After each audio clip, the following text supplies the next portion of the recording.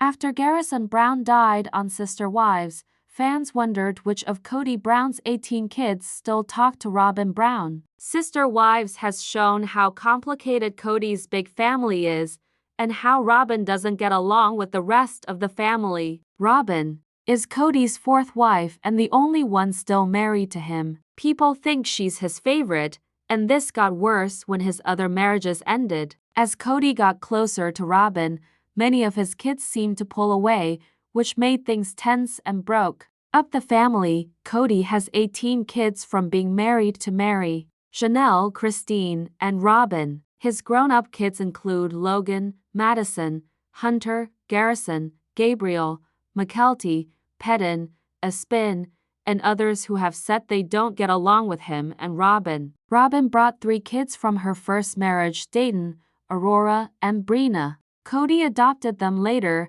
and she has 2 more kids with Kody, Solomon, and Ariella. The fighting between the families got worse over time. In March 2024, Garrison sadly killed himself, which made the family problems even worse and made people ask more questions about their broken relationships. Kody doesn't get along well with his kids from his other marriages, especially when it comes to his current wife, Robyn Brown. Many of his older kids, like Garrison, Gabe, and Gwendolyn, have said they're mad at Robyn. They feel left out and think Robyn made the family problems worse. Garrison said it was Robyn's fault that he and his dad didn't get along anymore. He said the older kids don't need a father anymore. Gabe and Gwendolyn felt the same way. They said Robyn favors her own kids and acts like a victim, which pushed them away from the family.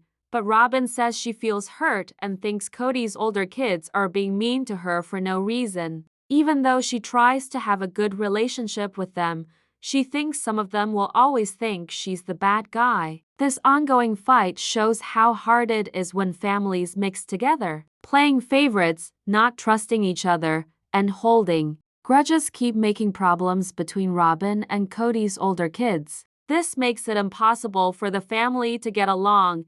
Even when they try to move forward together, it's one of those times that makes everything stop, a moment so sad and shocking that it brings even the most broken people back into the same room, but not because of love, not to heal, just pure heartbreaking sadness. When the Brown family found out that Garrison, one of Janelle and Kody's sons, had killed himself, everything stopped. For the first time in years, this broken, falling apart family stood together at a funeral, not to fix their problems, not to make up, but because they had no choice. Hey guys, I'm Me and welcome back to TLC's Sister Wives Secret. If you haven't already, make sure to subscribe and hit that like button if you care about real stories and honest feelings. Please share your thoughts in the comments, especially if this one made you feel sad. This episode shocked people completely.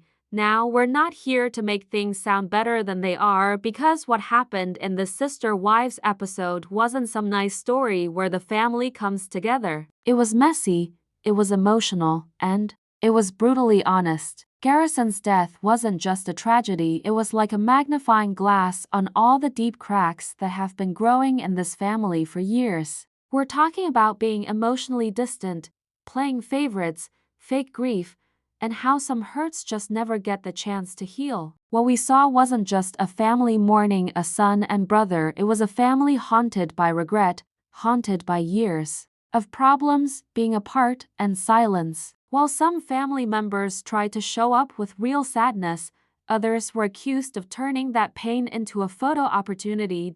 So today we're going to break down what really happened, not what was said, but what was felt. Let's talk about what grief uncovered and what it couldn't fix. The Brown family didn't come together out of love, they came together because they had to. Because Garrison was gone. Because a young man full of potential had killed himself. No matter how divided this family had become, the weight of that loss was too heavy to ignore. So they all went to Wyoming, not for a reunion but for a burial. The air was cold, still, and heavy with silence. No one knew what to say. How could they? There are no words that make sense when you're putting your child in the ground. In that moment, the focus moved completely to Janelle. She wasn't just mourning, she was carrying the full emotional weight of the moment. Literally, she was the one holding Garrison's urn. That image alone, her hands shaking as she held her son's remains, is one of the most haunting things we've seen on Sister Wives. And then there was Cody, a man who had become more like a stranger to his older children in recent years. A man who, for many, had already emotionally left parts of this family behind. But here he was, digging his son's grave. It was serious, it was quiet. Some saw it as a moment where he took responsibility. Others saw it as too little, too late. But it happened. He picked up that shovel and did the work. For a split second, Cody and Janelle didn't look like two people who couldn't stand each other. They looked like grieving parents. Not EXEs, not enemies, just two people who had loved the same boy and lost him. That temporary peace didn't erase the past, but it did create a fragile moment of shared humanity, a moment that probably wouldn't have happened under any other circumstances. But let's be honest here, as powerful as that image was, it didn't fix anything. It didn't erase the pain that led Garrison to feel so alone in the first place. It didn't rebuild the years of disconnect, favoritism, or fighting that had torn this family apart long before that tragic day. Behind the serious looks and awkward hugs, you could still feel the tension, the discomfort, the pain that wasn't just about death but about life, about the way this family had been working, or rather not working, for years. The gathering in Wyoming was a funeral, not a making-up session. Everyone was there for Garrison, not for each other. While some viewers wanted this to be the start of healing, the truth is it wasn't. This wasn't a turning point, it was a pause. A moment where grief forced everyone into the same space, but it didn't magically dissolve all the anger, resentment, and betrayal. This was a family brought back together by tragedy, not transformation. If anything, it set the stage for even more difficult truths to come, because the pain that surfaced here, it wasn't going away. There's a kind of silence that screams louder than any words, and in the Brown family, that silence lived between Madison and Cody during the funeral. It was impossible not to notice it, how Madison kept her distance, how she avoided eye contact, how there was no hug, no shared words, no acknowledgement. For viewers who followed Sister Wives for years, it wasn't surprising. It was devastating. Yes, but not surprising. Because this wasn't just grief, this was pain built up over years. It was betrayal that had turned into a permanent wall.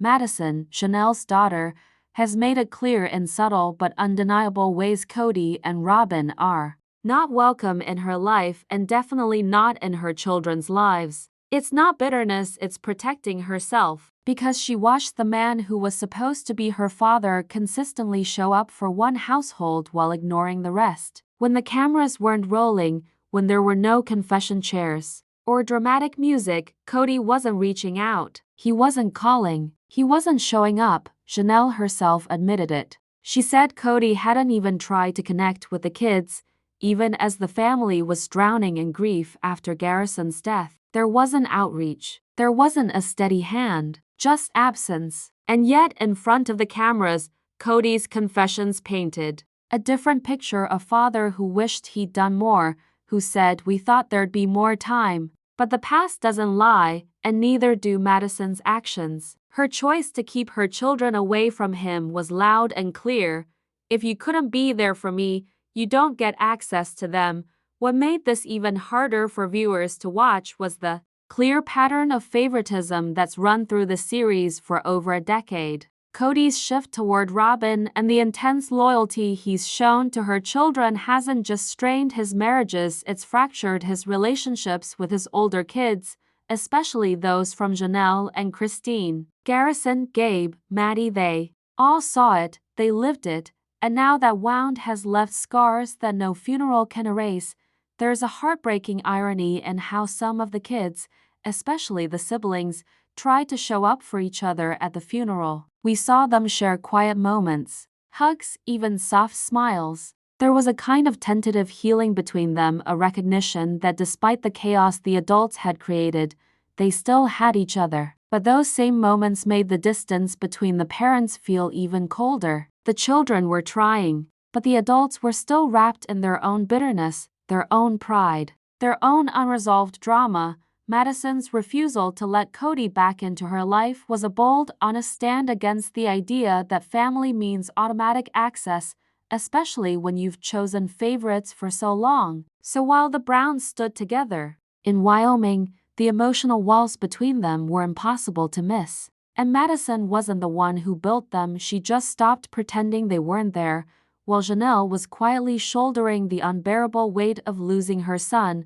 Cody and Robyn were sightseeing. Yes, you heard that right. Just days after, bearing Garrison, photos and footage surfaced showing Cody and Robyn laughing, riding stagecoaches, and eating ice cream like they were on some kind of Western-themed vacation. It was jarring, it was tone-deaf, and for many fans, it was the moment that confirmed what they had suspected for a long time. Cody's grief didn't seem to run as deep as the pain he projected on camera. Social media lit up. Viewers were stunned. How could any parent, especially one who had just put their child in the ground, be smiling in selfies, enjoying treats, and soaking up the local sights? There wasn't just anger, there was heartbreak. Because it wasn't just about what Cody and Robyn were doing, it was about what they weren't doing. They weren't sitting with Janelle. They weren't comforting the kids who were gutted by their brother's death. They weren't grieving in a way that felt grounded in reality.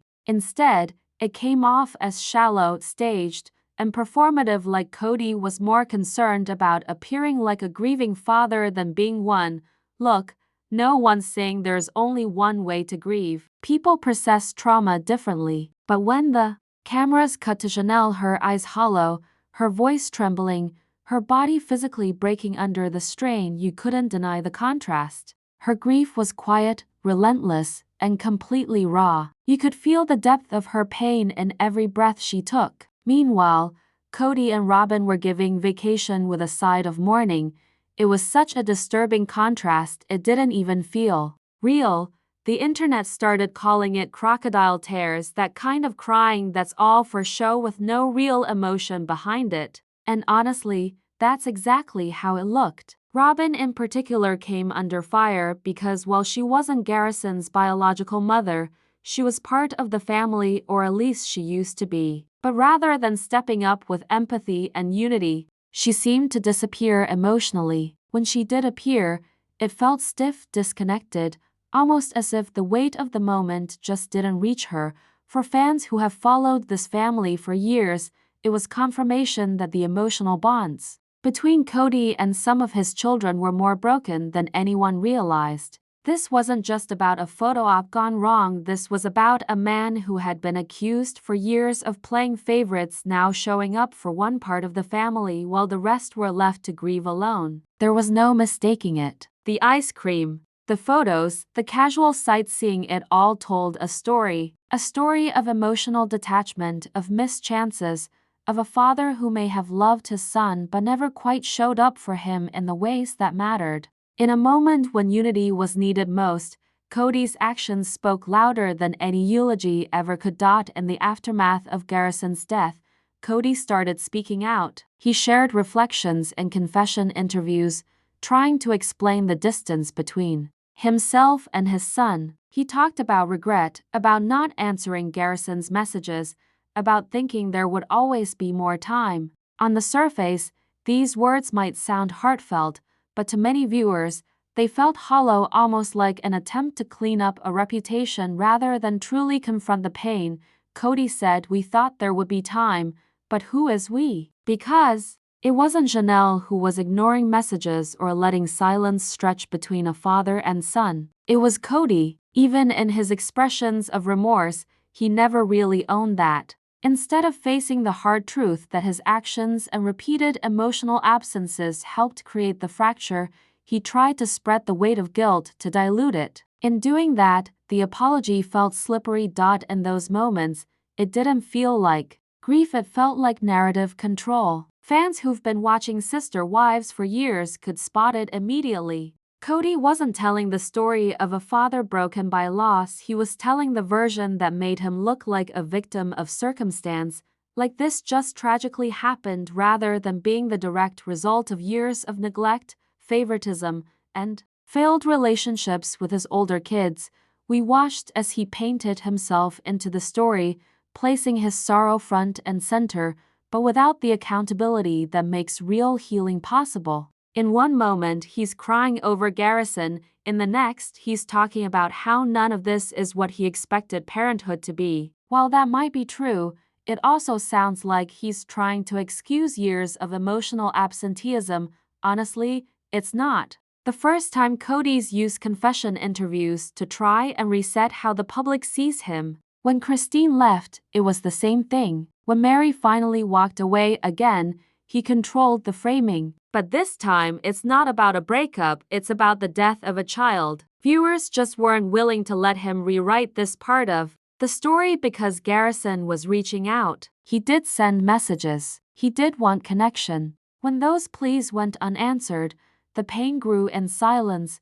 Janelle confirmed this too, how much it broke her to watch her son ache for approval and how little she could do when Cody chose distance over difficult conversations. So now in these confession interviews, when Cody says he regrets not calling back, it lands flat because words now won't change the silence then. The fans saw right through it. They weren't moved by the tears or the dramatics. They were angry because it felt like Cody was trying to rewrite the ending of a story he never really participated in, like he was more interested in salvaging how he looked on screen than in facing the brutal reality that his son died feeling disconnected from him. This wasn't healing. This wasn't growth. It was damage control. And it came too late. In the quiet, windswept hills of Wyoming where Garrison was laid to rest, one figure stood out not because she sought attention, but because her pain was so raw, so real, it radiated through the screen. Janelle, the mother who carried it all, the one who held her son's ashes, who led the burial with quiet strength, and who bore the full emotional weight of the moment while others struggled to even show up in spirit.